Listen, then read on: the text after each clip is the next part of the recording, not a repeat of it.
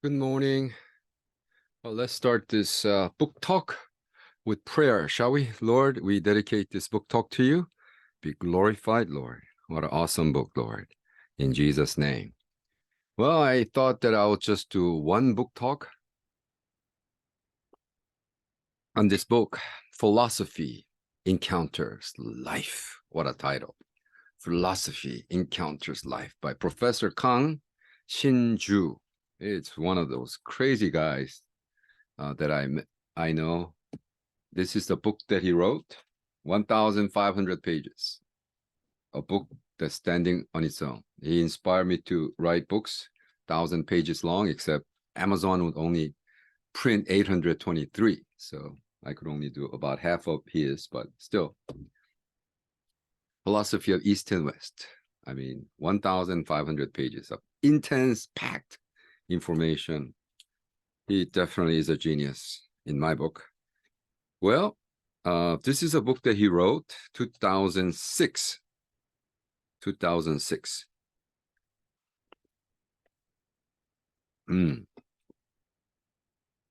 Since this book talk will be aired in January 2024, so 18 years ago, he wrote this book. And I picked it up maybe right before COVID at a Incheon airport. Put it in my file for a while, and then I started reading. Wow. Whew, really profound. I mean, I really love the way he treated philosophy. And if you read a commentary or the people responding to his book, and I printed out when you go buy this book through internet, and they have this book review. Wow, profound.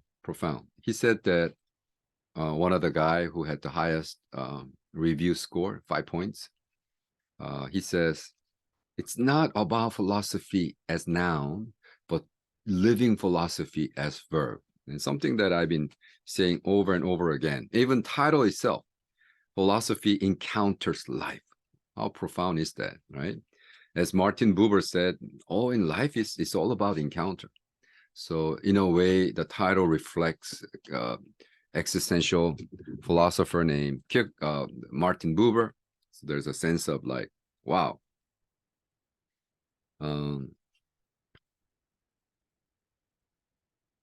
He talks about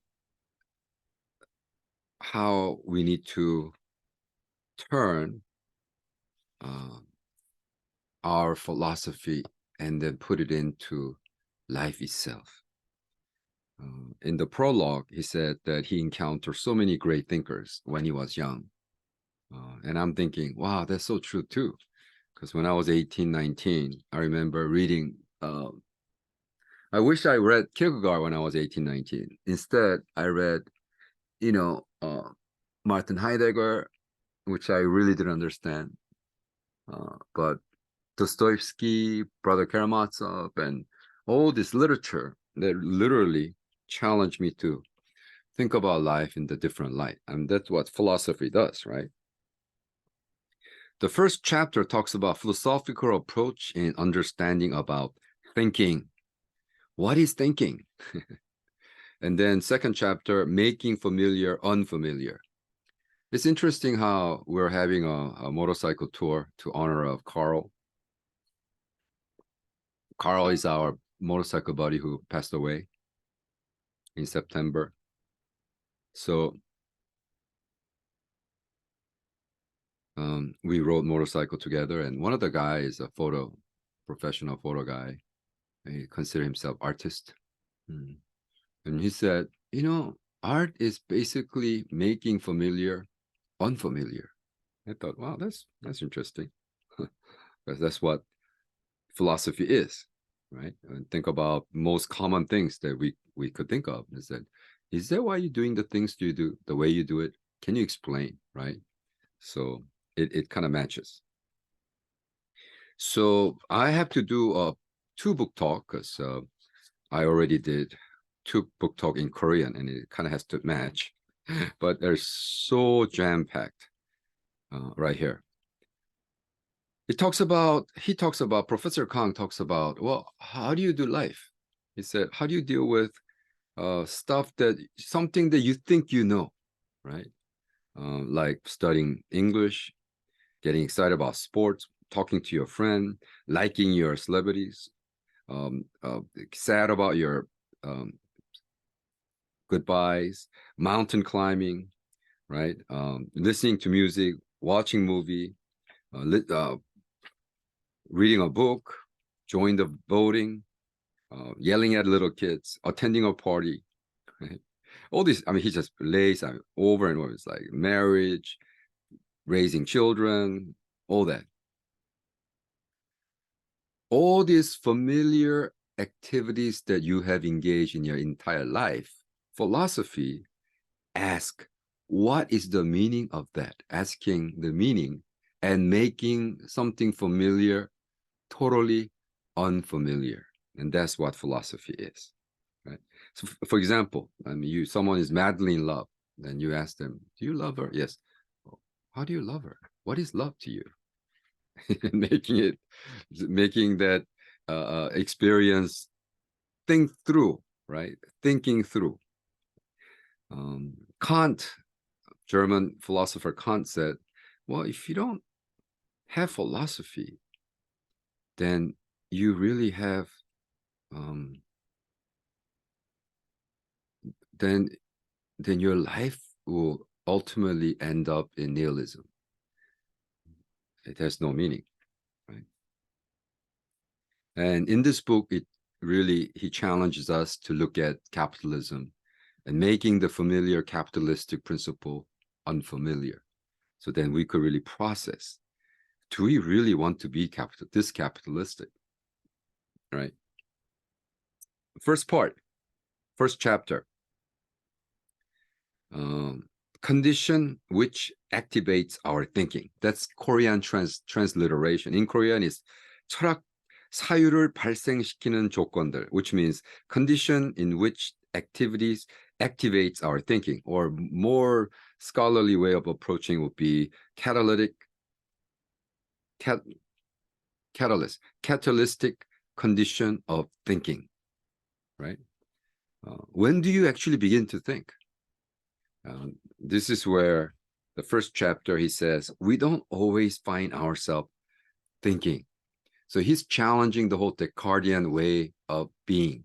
Remember, Descartes said, I think, therefore I am.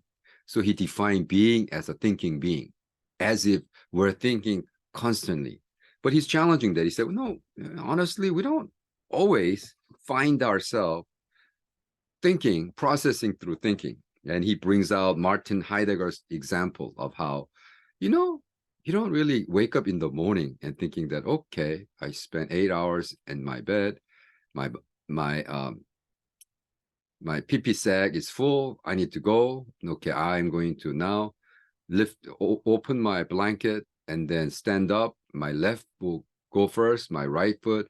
Oh, and there's a doorknob. Okay, how do you turn a doorknob? Is it left or right? Okay, and then, okay, I need to turn. Is turning light, is it on, up or down? Oh, there's a toilet seat. Okay, need to bring it down. I mean, you don't do that, right? You process, you simply, even unconsciously, you do what you need to do. And then to say that, oh, you are a being because you're thinking, when we spend so much of our time not thinking at all, so then we don't exist, right? So he's challenging that. Well, actually, Martin Heidegger talks about that, and how only when we are confronted with unfamiliarity, for example, you turn on the light does not come on, then you start thinking, what happened? Is the electricity blackout? No, the other light's on, right? So the whole thinking process happens when things are unfamiliar. So, and that's something that Martin Heidegger wrote in the book, Being and Time. So what does it mean to exist? What does it mean to have time? So in that, he's challenging us, philosophy-less life is always living out mundane, same old, and never challenging yourself. Why am I doing this the way I do, why am I doing this, right? It's like, talk about, you've been married for 30 years, 20 years, and you're so familiar, right, with that person until that person doesn't show up, never came home. And then you're like, where is she? Where is he? And then you get into really redefining who that person was to you. And then he brings out the whole Kierkegaard, right? He talks about, of course, the ultimate things in life is death. What if someone dies? There are 3 categories of death. Now, this is processing what death is. Number 1, your death, very personal, first person death. Second, the second person, you, like my spouse, my children, or you. Third, they. Third person death really doesn't really involve us. We don't really process, right? So Kierkegaard, here in page 36, he talks about how Soren Kierkegaard, in his book Fear and Trembling, right, talks about how Abraham has to deal with death in that way. There is a particular death, and there is singular death. There's a particular person, and there's a singular person. So who was Isaac to Abraham? Kierkegaard asked. So I'm so glad that he brings out Kierkegaard into not just talk about philosophy, do philosophy. So in my term is, don't study philosophy, be a philosopher, right? That has been my challenge to my philosophy students. Even now, my life, my doing stuff, they said, well, what's the meaning of writing books that nobody buys? Wow. And in your own understanding, that's meaningless. But maybe I'll become the author who published 100 books that nobody buys. That itself is a meaning, right? So here, when we talk about 2 ways of understanding death, one is when Abraham tried to kill his son, ethically speaking, he was murdering.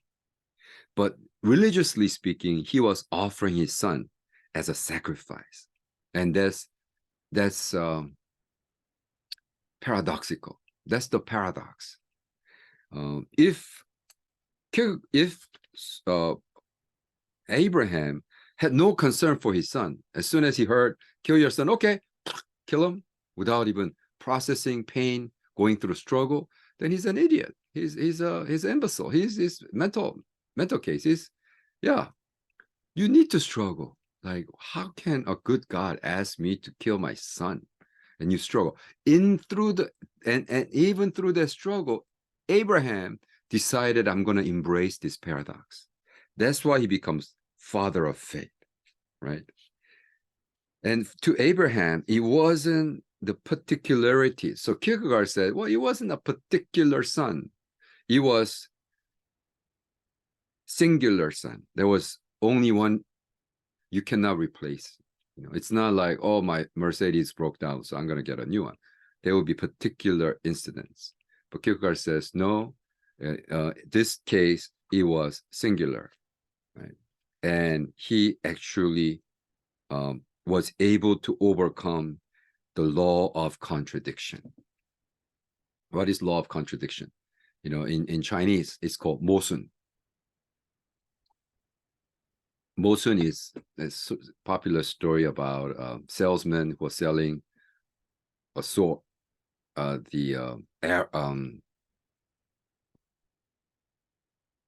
you call it? Not arrow, not sword, spear. He said, this spear, it can go through anything. There's nothing that this spear cannot go through. And then he sells the shield. This shield, nothing can penetrate. That's the paradox of a salesman who's trying to sell a spear that will go through everything, and there's nothing that he cannot go through, and then try to sell a shield that nothing can go through. It's called paradoxical situation or law of contradiction. Or commonly, Professor Kang says, this apple is red. And then said, and the second statement, this apple is not red. It's called contradiction, right? And what happens is that in this contradiction, Abraham was able to embrace that and move on. Because contradiction also could mean nonsense. It does not make any sense, right? In philosophy, nonsense seems like it's contradictory, but actually nonsense gives a meaning to what does it mean to have meaning.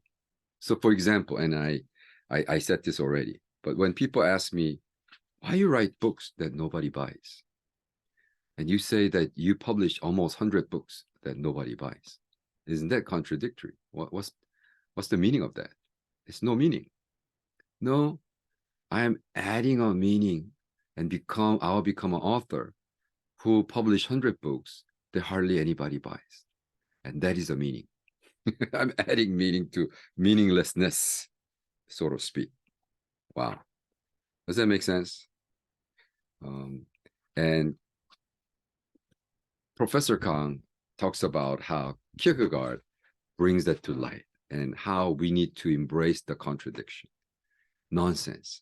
Why would you want to kill my son, whom you said that I'm going to be a great nation? Now you want him. The law of contradiction, fate overcomes that. Fate embraced that. Fate lives with it, right? Wow. Profound. Man, I wish I had time to translate this book into English. Then you'll be a very, very, I realized something, even philosophy books, Korean philosopher speaks to me more intimately and makes more sense to me than most of the Western philosophers I read, including Martin Heidegger. I don't know what the heck they're talking. Why would they say it that way? You know what I mean? And I realized that from the very beginning, we have a different departure. I think differently. And so it's so weird for me to get into their shoes first and then try to understand and get out of their shoes and get into my shoes and try to understand the same philosophical question. And so I decided, you know what, I'm just going to go mainstream Korean. So when I study Kierkegaard, I'm not going to approach from, John Stewart's approach or Gaff's approach or Anna's approach. No, I'm just going to approach it as Bob, as Korean, reading Kierkegaard. And this is how I see it. Although it may not really make sense to people. And I think it will do me good. At age 62, I realized, I'm tired. I'm tired of being marginalized, being on the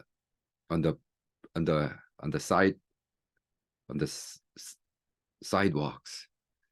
I want to enter the mainstream. Anyways, God bless you. Next book talk, maybe I'll go in a little more details.